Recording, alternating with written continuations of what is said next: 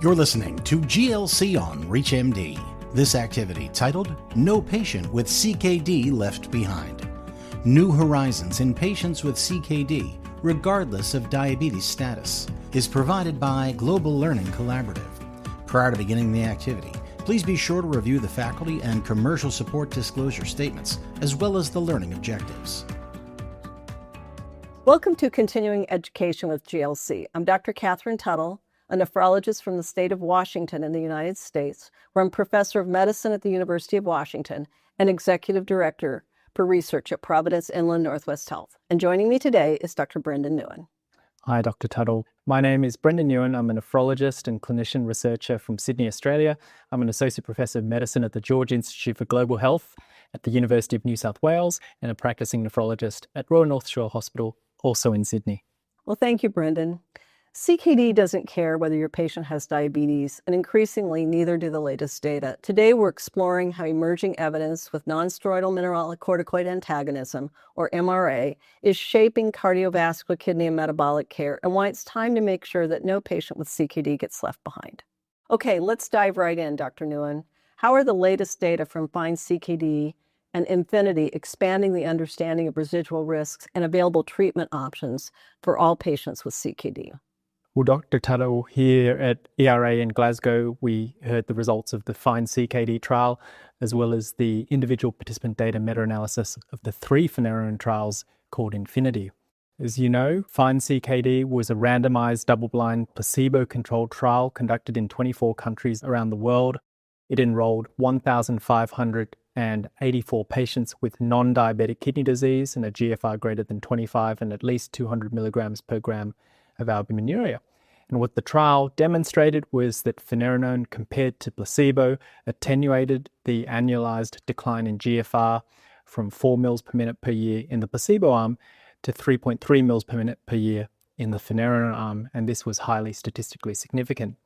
In addition, finerenone reduced the risk of the key secondary composite endpoint of kidney failure, 57% decline in GFR, heart failure hospitalization or cardiovascular death by 23%, and although hyperkalemia occurred more frequently with finerenone compared to placebo, serious and clinically relevant hyperkalemia events, such as those leading to permanent discontinuation or hospitalization, were very uncommon overall. And in addition to the FIND-CKD data, as you know, we have data from diabetic kidney disease trials, Fidelio and Figaro, and in the individual participant data meta-analysis of all 3 trials, enrolling almost 14,500 patients, finerenone was shown to reduce the risk of CKD progression by 24% overall, reduce the risk of heart failure hospitalization or cardiovascular death by 20%, reduce the risk of cardiovascular death by 18%, and reduce the risk of all-cause mortality by 12%. So these data are compelling, and they suggest that finerenone, a non-steroidal MRA, should play a foundational role in the treatment of kidney disease, irrespective of kidney disease etiology, level of GFR, albuminuria, and other characteristics. I think these data are so important for clinical care and for our patients with CKD. Having seen the data and knowing it very well, Dr. Tuttle, what's your interpretation of the results of both FIND-CKD and Infinity? Well, I mean, this is another big win for the CKD community. And it really expands the option of using finerenone to reduce that residual risk. So despite the fact that we already have pillared therapy, at least with ACE inhibitors or ARBs plus an SGLT2, even in the non-diabetes CKD realm, we still have residual risk that accrues over time. And what we've been able to show in FIND-CKD and Infinity is that risk is meaningfully reduced for a large spectrum of patients. And this has been an unmet need. For most people with CKD, we really enrolled the most common forms of CKD in the world, a large population with glomerular disease, and you've led the analyses on that, where they benefited similarly to other patients, same for people with hypertension-related CKD, another common cause, and even scattered rarer causes. So this really is another transformative therapy that's going to give us options that really do save kidney function and at the same time reduce their major if you will, competing risks or concurrent complications such as cardiovascular disease, particularly heart failure, and this rolls up to improve survival from cardiovascular causes and even all-cause death. And so I think this is another major milestone in the treatment of CKD, and it's an exciting time to now have yet another highly, I'm going to say, effective option, because if we get it right, it will not only be efficacious and safe, we will apply the therapies in an effective way so people can benefit. Dr. Tuttle, you've spent your professional life managing metabolic complications, kidney disease, reducing cardiovascular risk. How important do you think this is that we have an agent, a nonsteroidal MRA, that not only reduces kidney risk, but cardiovascular disease risk in both populations? It's enormously important, because basically in people with CKD, especially with diabetes, but also in many people without diabetes, they are more likely to die than develop kidney failure. And if we can reduce the risk of death, and among the survivors, preserve heart and kidney function, this is an enormous breakthrough, I would say, even at the public health level, because people can stay alive and stay functional. And I think the data are really important, and we need to be rigorous about them, but we also need to understand the bigger picture and what this can really mean for patients' lives, staying alive and staying functional. Absolutely. And, next week I'm going to be back in Sydney. You're going to be back in Washington. What do you think this means for us and our colleagues as practicing nephrologists every day? How can we implement these data, and what does it mean? Well, I think the first piece is education, like we're doing today, is getting the word out. I think the other big issues that are worldwide issues is increasing access to therapies and making them available in a way that is not burdensome to patients. Understanding that, again, if they're going to stay alive and stay functional, this shouldn't be terribly difficult, and these should be affordable therapies. For those just tuning in, I'm Dr. Katherine Tuttle, and here with me today is Dr. Brendon Neuen. We're discussing emerging evidence with nonsteroidal mineralocorticoid antagonism for the treatment of CKD. Welcome in. We've talked about the evolving science, but for many patients with CKD, especially people without diabetes, the journey to diagnosis and treatment is still often uncertain, isolating. And so let's hear from a patient. Thank you. My name is Pesh Patel, and I unfortunately crashed into dialysis in 2017 when I was on a business trip in Australia. Now, at that point, like many people diagnosed with kidney disease, I had no idea what kidney disease was. I didn't even know what the kidneys did. So the lack of education from the general population, and for those of us that are diagnosed with kidney disease, is unfortunately too common a thing. Combine that with feeling overwhelmed and not knowing what to do or how to do it with kidney disease, and especially myself and patients like me, especially a lot of patients I speak to that have non-diabetic kidney disease, often feel overlooked.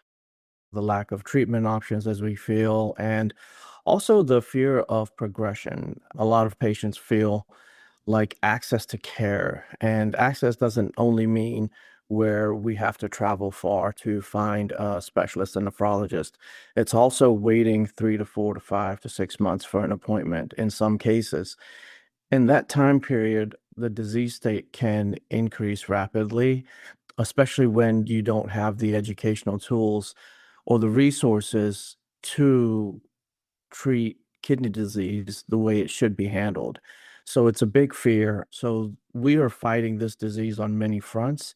And of course, the overarching mental health aspect that goes along with kidney disease sometimes isn't addressed either. So, as kidney disease patients, we feel, and I feel, every day it's a battle, and we just want more. We want more research, we want more innovation, and we want more access to therapies to slow progression and for non-diabetic kidney disease. So we're hoping for future advancements, and we want to make sure that there's no patient with CKD left behind. Well, it is really exciting to report that we finally have solutions for patients like Pesh. So now we need to talk about moving forward to really ensure that no patient with CKD who could benefit from these therapies is left behind. What do you see? What are the common themes you see in your patients in Australia? And how do these emerging data impact their quality of life? Well, I think Dr. Tuttle, Pesh's story raises a number of important points that are pertinent across many areas, whether it be Australia, the United States, Europe, or here in the United Kingdom. His story highlights that kidney disease is often diagnosed too late. We need to do much better at identifying kidney disease earlier, improving screening with albuminuria to identify patients so that we can treat them earlier. Now, that may have been less urgent in the past, but as you've mentioned, with multiple highly effective therapies, we now have an opportunity to improve quality of life, survival, and reduce the global burden of kidney disease from a public health perspective, but also for individuals, and at tremendous societal cost that none of our colleagues need any reminding about. And so I think that his story highlights, on one hand, how important and urgent our task is, but also on the other hand, how much of an opportunity we have now to improve the lives of our patients, their families, their caregivers, the societies in which we live in, and reducing kidney disease and the burden of kidney failure has a tremendous impact on the society, economic productivity, quality of life, and we now have the tools to do that. And so I think the task for all of us and our challenge is to implement these therapies and also to improve access, because it's well and good to talk about new therapies, but if patients who need them can't access them, then they're really not benefiting anyone. So I think we have many things to work on as a community, but also a tremendous opportunity. I totally agree with you. And I guess I'll say it's a good problem to have. Now we have therapies. For decades, kidney disease was largely viewed as untreatable, so the field focused more on kidney failure. This is a real paradigm shift and a culture change that we're going to need to impart throughout our communities. And it is our job to increase CKD awareness, detection, and be the champions of interventions that truly do save kidneys, hearts, and lives for all the reasons that you've mentioned. Well, I think this has been a fantastic conversation. What would be your one take-home message? If you wanted people to remember one thing at the end of this conversation, what would it be? We now have really clear data that the nonsteroidal MRA finerenone reduces kidney disease progression, cardiovascular risk, and mortality in patients with chronic kidney disease. And it's a foundational therapy that we can use now to improve the lives of our patients.